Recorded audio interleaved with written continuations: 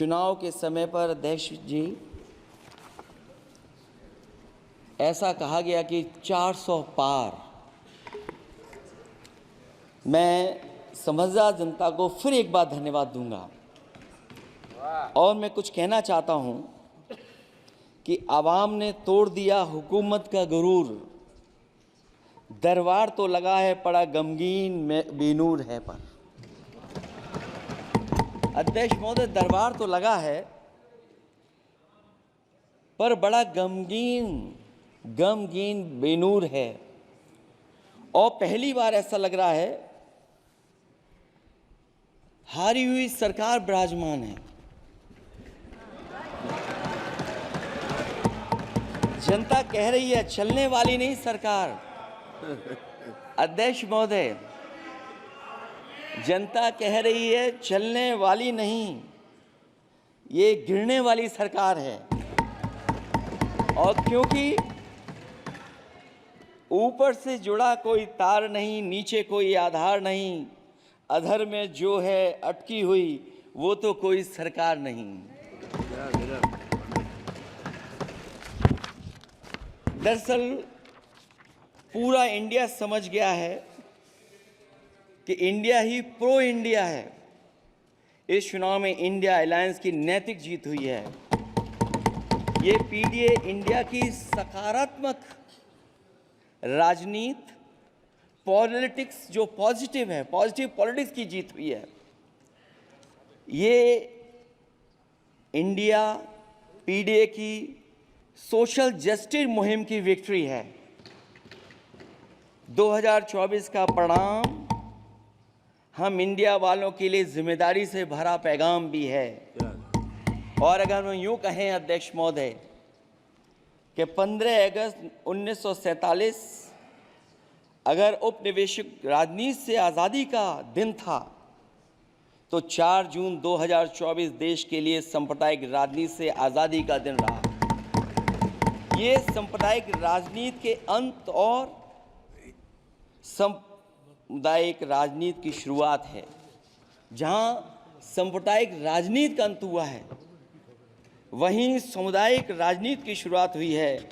सबसे अच्छी बात हुई ये है कि इस चुनाव में सांप्रदायिक राजनीति की हमेशा के लिए हार हो गई है। अध्यक्ष महोदय, कहने को सरकार ये कहती है कि ये 5th लार्जेस्ट इकोनॉमी बन गई है और जीडीपी के मामले में 5th वर्ल्ड की इकोनॉमी बन गई है।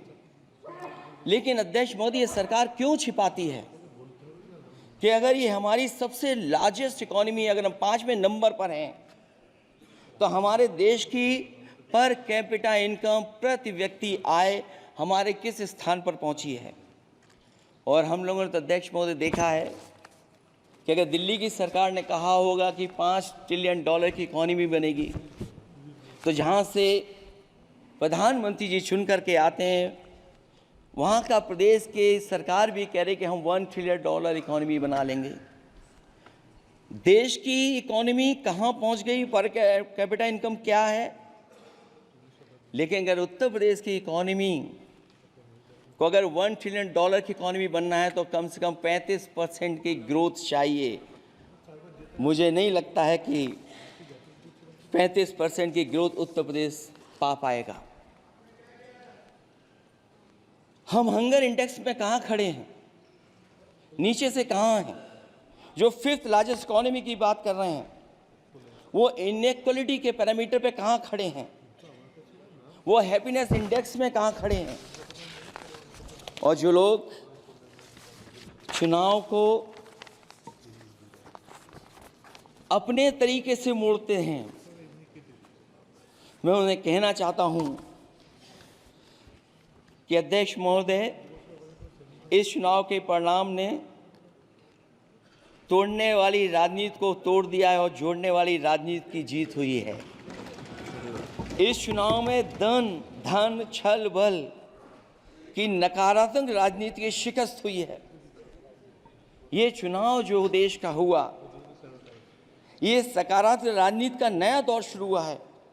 इस बार प्रो कॉन्स्टिट्यूशन वालों की जीत हुई है। हम मानते हैं संविधान ही संजीवनी है, उसी की जीत हुई है। ये संविधान मंथन में संविधान रक्षकों की जीत हुई है। अब ऊपर से नीचे की राजनीति का अंत हो गया है। अब नीचे से जो समाज की जो आवाज़ उठेगी वही राजनीति का आधार बनेगी। मैं कहना चाहता हूं कि देश किसी की व्यक्तिगत महत्वाकांक्षा से नहीं, जन आकांक्षा से चलेगा। मतलब अब मनमर्जी नहीं, जनमर्जी चलेगी। इस चुनाव का बड़ा पैगाम यही है।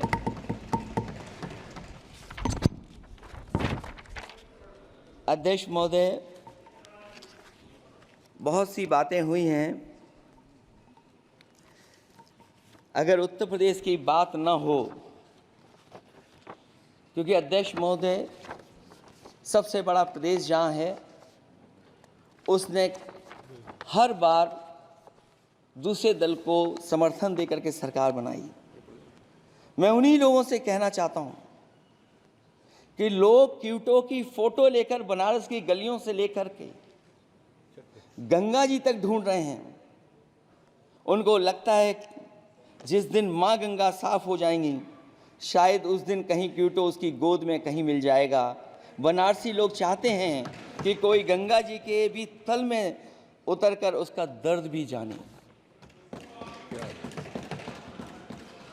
उत्तर प्रदेश की जनता का बस यही आग्रह है कि जिस गंगा जल को हाथ में लेकर सच कहने की कसम खाई जाती है, कम से कम उस गंगा जल से तो झूठ ना बोला जाए।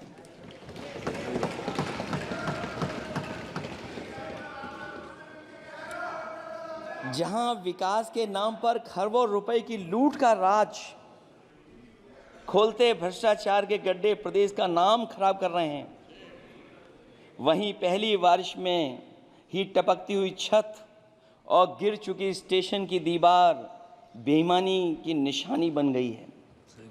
अध्यक्ष महोदय, विकास का ढिढोरा पीटने वाले इस विनाश की जिम्मेदारी कब लेंगे?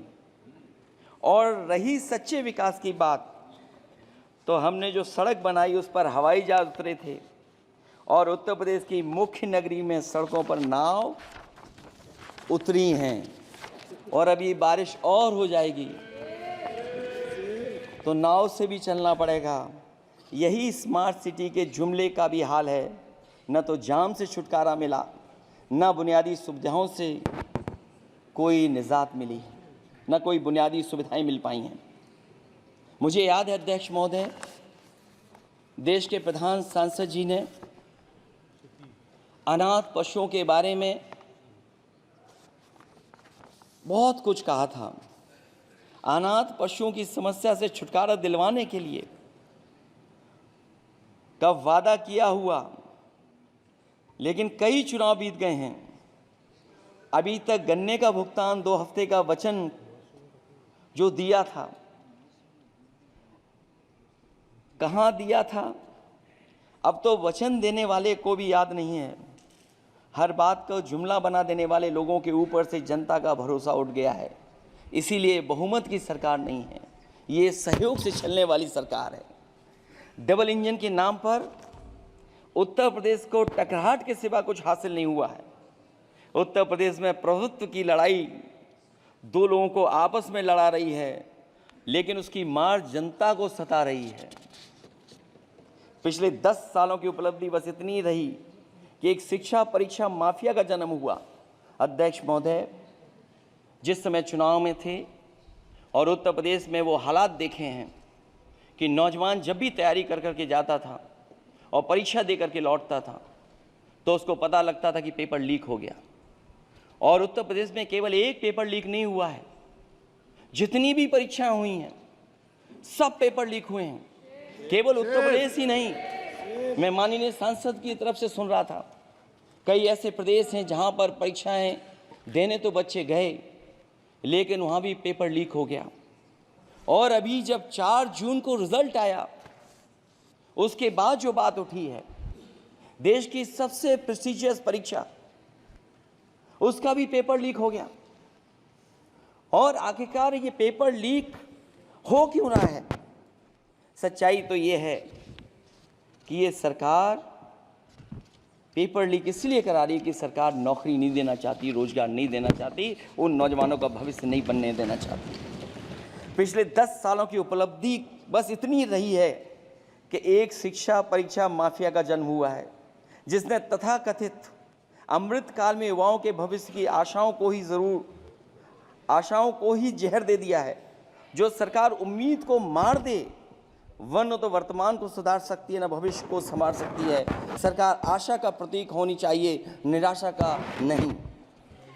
जनता चाहती कि हर समस्या के लिए बीते कल को जिम्मेदार ठहराने के बहाने को सरकार छोड़े और आने वाले कल की बात करे। अगले 1000 साल के झूठे सपने दिखाने वाले अगले महीने होने वाली परीक्षाओं के लीक न होने की गारंटी कब लेंगे? जनता अब न तो किसी बहकावे में आएगी और न किसी के बहलावे फुसलावे में आएगी। जो लोग कहते हैं कि अमृतकाल की बात करने वाले जनता का जागरण काल आ गया है, आज इस सदन में नए राजनीतिक जागरण के अनेक प्रतिनिधि बैठे हैं। अब जब बात होगी तो सच्ची बात होगी और जनता को पूरी सच्चाई के साथ हम लोग अपनी जिम्मेदारी के साथ बात रखेंगे।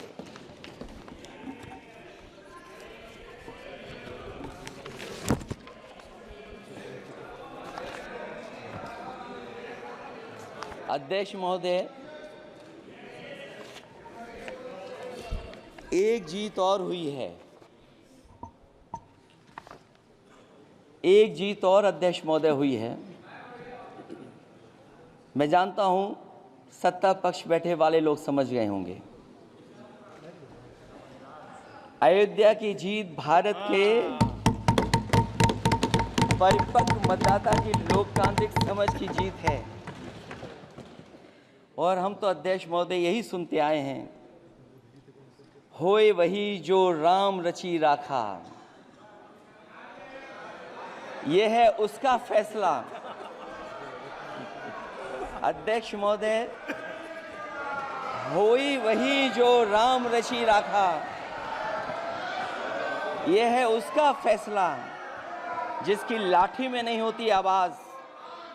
जो करते थे किसी को लाने का दावा, वो हैं खुद किसी के सहारे के लाचार।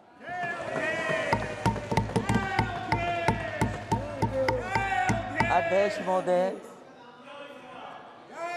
मैं फिर कह देना चाहता हूं, होए वही जो राम रची राखा, यह है उसका फैसला जिसकी लाठी में नहीं होती आवाज।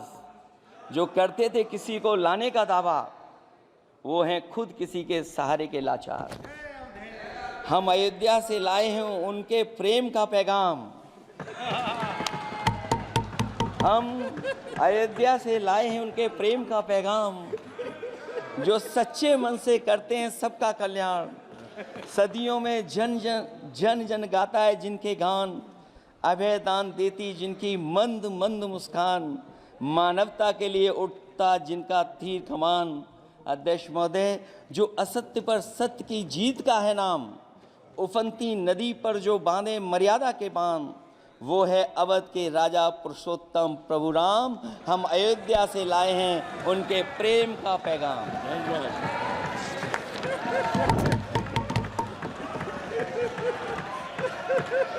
अध्यक्ष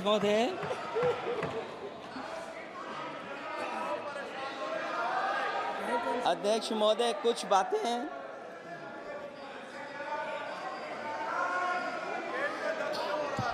अध्यक्ष महोदय, कुछ बातें समय और काल से परे होती हैं। इसलिए आज यहाँ उत्तर प्रदेश के सदन में पढ़ा गया एक शेर याद आ गया, जो तब सही था अब और सही साबित हो रहा है। इजाजत हो अध्यक्ष जी तो मैं अर्ज करूं। हजूरे आला आज तक खामोश बैठे इसी गम में, हजूरे आला आज तक खामोश बैठे हैं इसी गम में, महफिल लूट ले गया कोई जबकि सजाई हमने। योगी जी के लिए, योगी जी के लिए।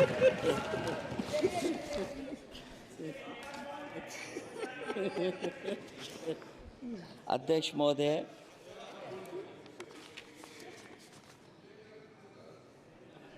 मैं मॉडल ऑफ कंडक्ट जब चुनाव हुआ, लागू हुआ, उस समय मैंने देखा कि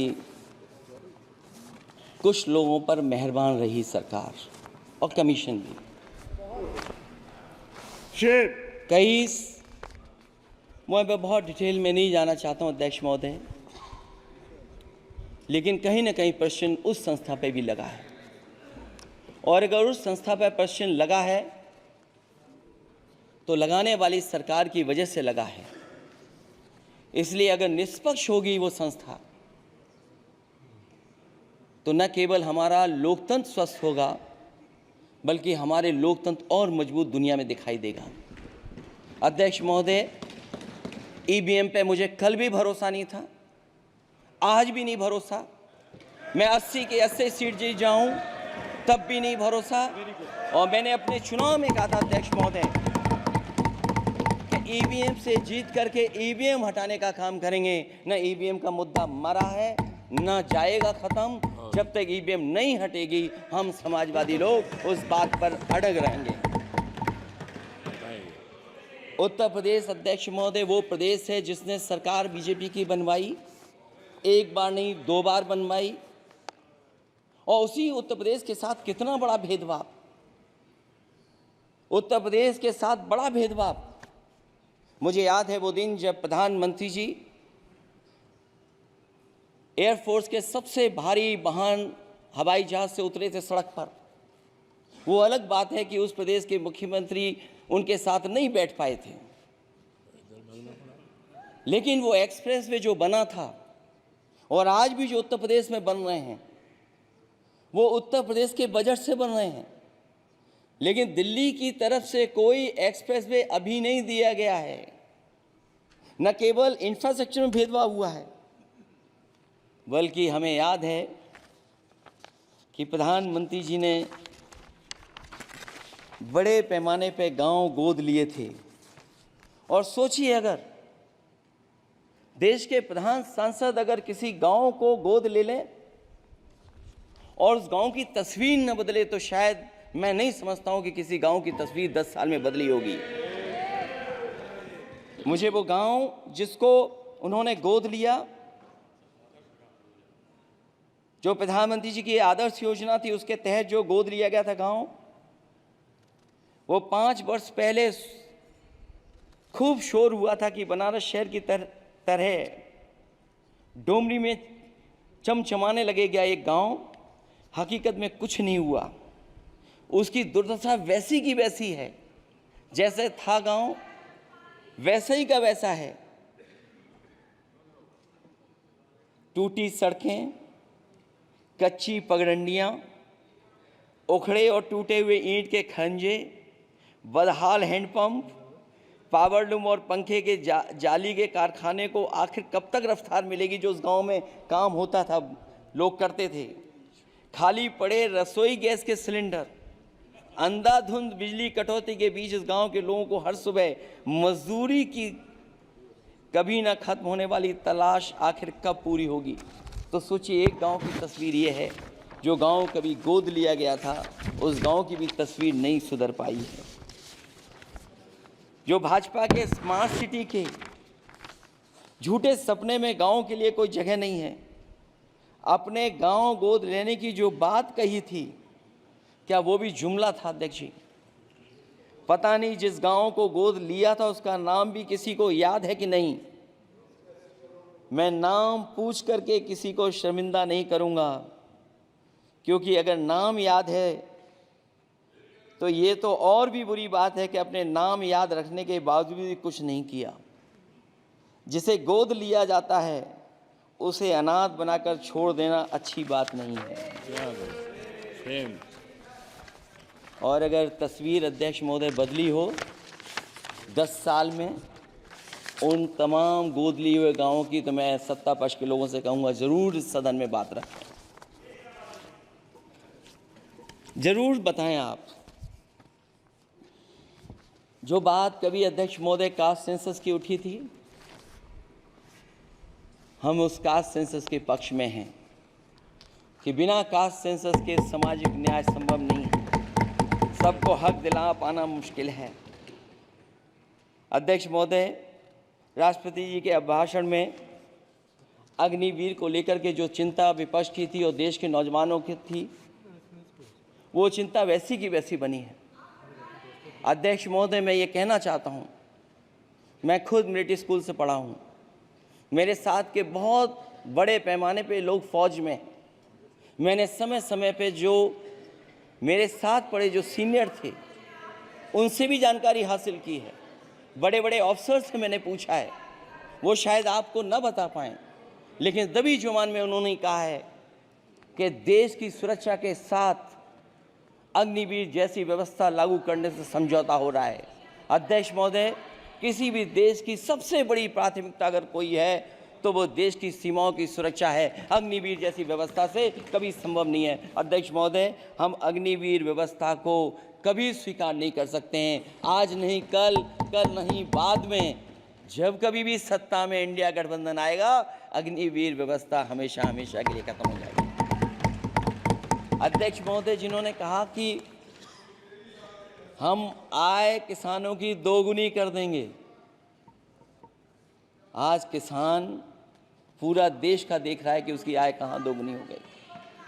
और जिस तरह महंगाई बढ़ी है, सरकार बताए कि महंगाई इस बढ़ने पे उसकी आय कितनी होनी चाहिए। और जो इंफ्रास्ट्रक्चर की बड़ी बड़ी बातें की गई थी कि एमएसपी लागू करने के लिए एग्रीकल्चर सेक्टर का इंफ्रास्ट्रक्चर तैयार होगा, लेकिन जहाँ तक मैंने उत्तर प्रदेश में देखा है, अगर इस सरकार में एक भी नई मंडी बनी हो तो मुझे सरकार बता दे। अध्यक्ष महोदय, जो इंफ्रास्ट्रक्चर एग्रीकल्चर सेक्टर में बनाने की बड़ी बात कही थी, अगर सरकार की तरफ से एक भी मंडी 10 साल में बनी हो तो ज़रूर सरकार बताए। जो सरकार मंडी नहीं बना सकती है उस पर एमएसपी का भरोसा कैसे कर सकते हैं, जिन्होंने एमएसपी का भरोसा दिलाया था। हम अध्यक्ष महोदय आपके माध्यम से यही कहेंगे कि जो राष्ट्रपति के अभिभाषण में लीगल गारंटी एमएसपी को मिलनी चाहिए थी, वो क्रॉप्स को नहीं मिली है। न केवल फसलों को मिले बल्कि हॉर्टिकल्चर क्रॉप्स को भी एमएसपी देने का फैसला हो, जिससे कि हमारा किसान खुशहाल हो सके। साथ ही साथ ओपीएस की बात अभिभाषण में नहीं आई है। ओल्ड पेंशन स्कीम लागू हो, जिससे हमारे तमाम सरकारी कर्मचारियों का भविष्य बन सके। और देश की एक बड़ी आबादी, जहाँ से मैं चुन करके आता हूँ, उत्तर प्रदेश, जहाँ बुनकर, न केवल उत्तर प्रदेश बल्कि देश के कोने कोने में बुनकर समाज के लोग बड़े पैमाने पर रह रहे हैं, लेकिन बुनकरों को जो सुविधाएं मिलनी चाहिए वो भी इस सरकार में नहीं मिल पा रही हैं। जो प्रदेश सरकारों ने कभी बुनकरों के लिए योजनाएं चलाई थीं, वो भी अध्यक्ष महोदय बंद कर दी हैं। मैं अंत में इतना ही कहना चाहूँगा कि इस सरकार ने नौजवानों को नौकरी नहीं दी है, नौकरी और रोजगार उनसे छीने हैं, बहुत नौकरी छीनी है। इसलिए मैं कहना चाहता हूं अध्यक्ष जी, इसलिए मैं कहूँगा कि आपके राज में न नौकरी की उम्मीद है न रोजगार, क्योंकि आपने छोटे कारोबारी तक को इतना छोटा बना दिया है कि न तो वो अपना पेट भर सकता है, न किसी को नौकरी पर रख सकता है। जो कुछ पद निकलते भी हैं तो उन पर लेटरल एंट्री के नाम से पिछले दरवाजे से कुछ खास संगी साथियों को रख लिया जाता है। आरक्षण का हक नॉट फाउंड सुटेबल के नाम पर हड़पा जा रहा है। और अध्यक्ष महोदय, आरक्षण के साथ इतनी खिलवाड़ किसी सरकार ने नहीं की होगी जितनी खिलवाड़ इस सरकार ने की है।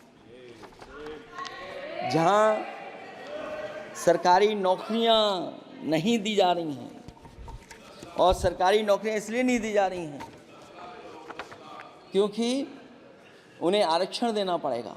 जिस प्रदेश से मैं आता हूं वहाँ सबसे बड़े पैमाने पे नौजवान बेरोजगार है, और पिछले 10 साल में जो पेपर उन्होंने लीक कराए हैं वो इसीलिए कराए हैं क्योंकि नौकरी ना देनी पड़े, और अगर नौकरी देनी पड़ेगी तो उन्हें आरक्षण भी देना पड़ेगा। ये जानबूझ करके सरकार नौकरी और आरक्षण के साथ खिलवाड़ कर रही है।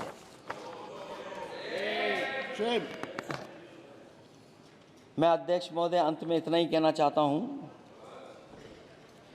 आशा है ये सरकार तब तक चलेगी तब तक उसके केंद्र में इस देश का हर एक गरीब, शोषित, वंचित, पीड़ित, पिछड़ा, दलित, अल्पसंख्यक, आदिवासी, महिला, युवा, छोटा कारोबारी, ईमानदार, नौकरी पेशा, आम आदमी और कर्मचारी अधिकारी, मजदूर और किसान होगा, ना कि धनवान होगा, और शासन के आधार पर संविधान होगा।